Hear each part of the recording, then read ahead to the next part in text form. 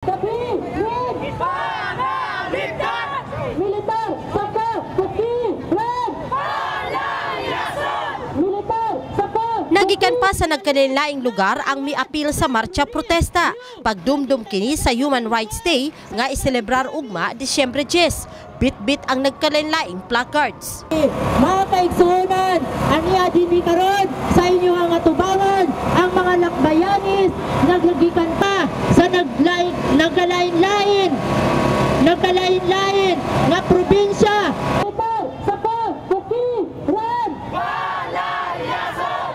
Sa sektor sa mga kabatanunan, nituyog sa Lakbayan 6, resist imperialist plunder, stop lumad killings. Ang pakigpisog sa katawang lumad, dili ka na himulag sa pakigpisog sa kabatanunan, diri sa atong nasod.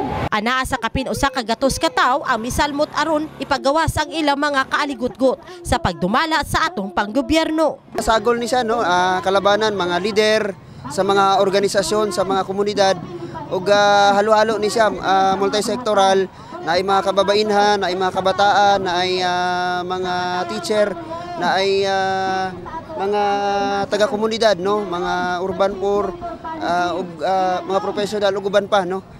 Taong simbahan na adiri no. Usa ka simpleng programa ang ilang gipahigayon apan nagdala kini og pagkalangan sa mga motorista, ilabi na sa mga nagaagian sa maong lugar. Apan nangayo og pagsabot ang alyansang grupo.